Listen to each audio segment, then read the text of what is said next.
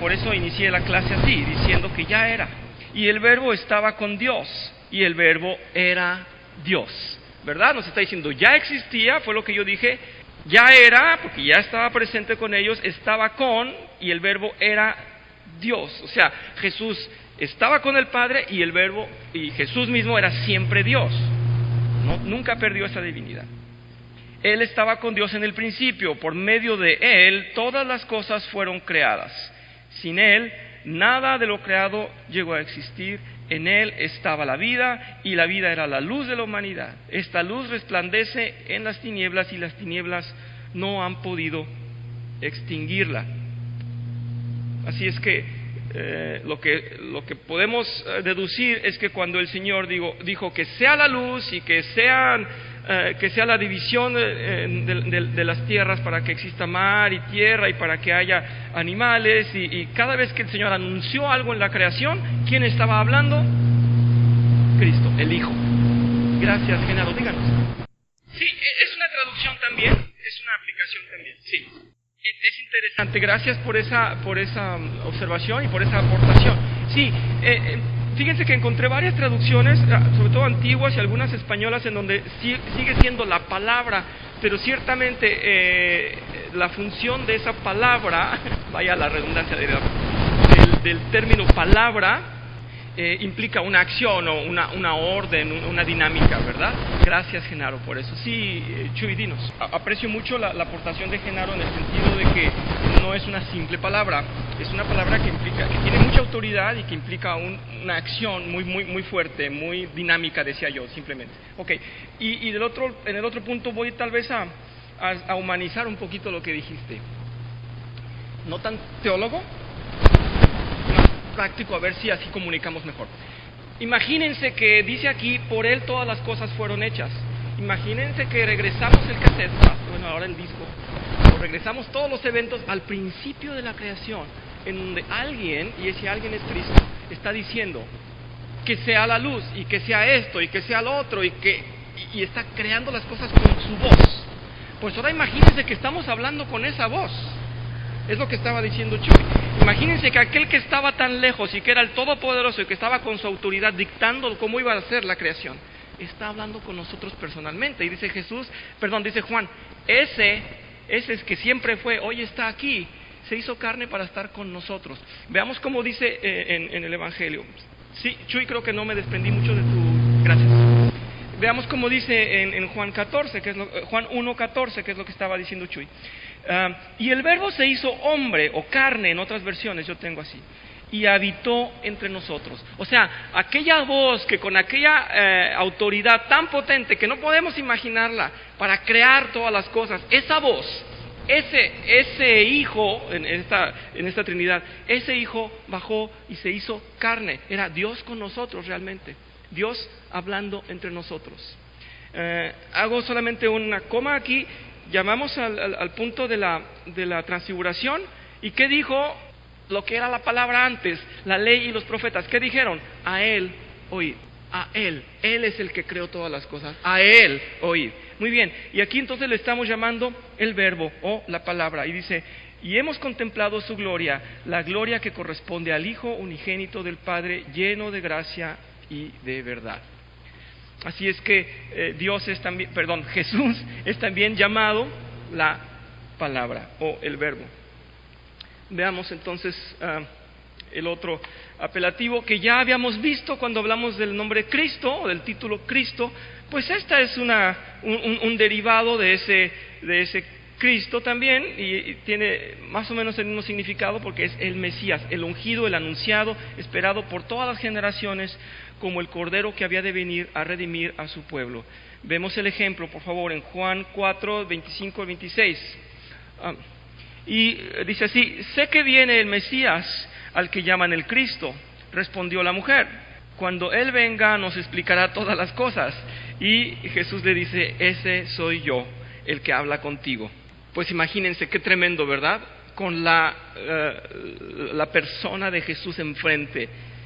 Yo pienso que sería indescriptible si esta mujer tuviera el concepto de quién es, en realidad, pues no hay más que caer a sus pies, no hay otra solución, tenemos que caer a sus pies. y Él es entonces el Mesías. Alfa y Omega.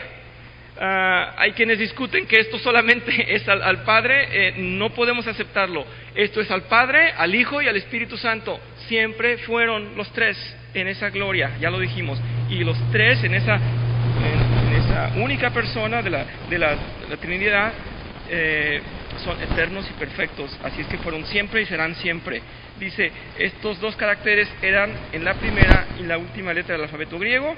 Este título descriptivo expresa la naturaleza eterna de Dios, el principio y el fin, el que siempre fue y el que siempre será. Lo vemos en Apocalipsis, tengo una cita para ustedes ahí, y dice, yo soy el alfa y el omega, dice el Señor Dios, el que es y que era y que ha de venir, el Todopoderoso. También otra aquí más adelante, Apocalipsis 13, dice, yo soy el alfa y el omega, el primero y el último, el principio y el fin. Bien, este siguiente, Salvador. Bueno, Jesús es la persona que nos salva, que nos rescata. ¿Se le puede llamar el Salvador? Sí.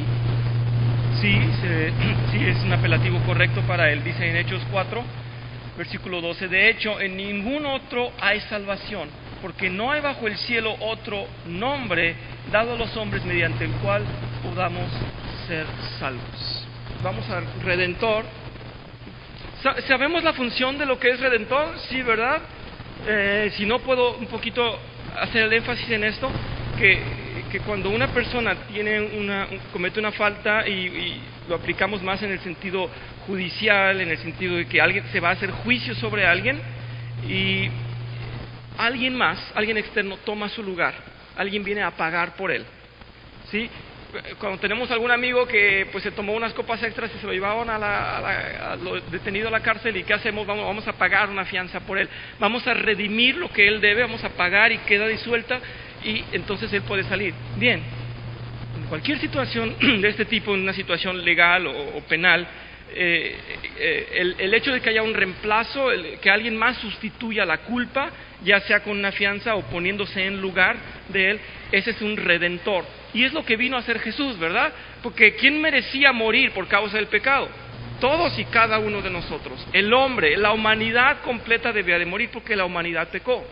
Pero para eso fue enviado Jesús y por eso descendió y Él fue tomando nuestro lugar. No el de uno, el de todos. ¿Podía con la culpa de todos? Sí, porque Él era el perfecto, ¿verdad? Bien, entonces definitivamente Jesús es redentor y no hay otro redentor. No hay en el reino de Dios y en la creación de Dios otro redentor. No hay más que un solo redentor. Esto es muy específico a Jesús. Esto no es para el Padre, esto no es para el Espíritu Santo. Esto es para Jesús solamente. Él es el redentor. Y dice así en Marcos 10, versículo 45. Dice, porque ni aun el Hijo del Hombre vino para que le sirvan, sino para servir y para dar su vida en rescate por muchos. Aquí en este muchos sabemos que es para una elección, para un pueblo selecto, le guste o no le guste al mundo, pero esa fue la misión de Jesús. Y en Tito hay este versículo que también dice así, dice, Él se entregó por nosotros para rescatarnos de toda maldad y purificar para sí un pueblo elegido. Está diciendo lo mismo que estaba citando Mateo, no dijo para todos, dijo para muchos. Aquí está siendo más claro en esta carta a Tito, en esta carta de Pablo, dice para sí a un pueblo elegido dedicado a hacer el bien. Somos un pueblo elegido, no todo mundo iba a ser salvo, somos un pueblo elegido. Este es un punto más que lo confirma y por nosotros pagó Jesús, nadie más pagó. Así es que no hay ninguna divinidad, ninguna otra persona que la persona de Jesús que puede llamarse Redentor. La luz del mundo también podemos llamar a Jesús. Dice Jesús es la persona que nos muestra a Dios en Él, nos revela, hay que quitar el velo, nos revela su deidad. Se nos muestra como Dios abriéndonos los ojos, quitando el velo. Aquellos que rechazan esa luz traen juicio sobre sí mismos. Esto lo dice la palabra de Dios. Vamos a ver cómo en Juan 3, 19, 21 es llamado la luz. Sí, gracias. Lo hubiera yo mencionado y hubiera citado el Sermón del Monte, ¿verdad? De Mateo, alguna frase de Mateo donde está dicho. No lo hice. Simplemente tomé estas de Juan. Juan 3, 19 a 21.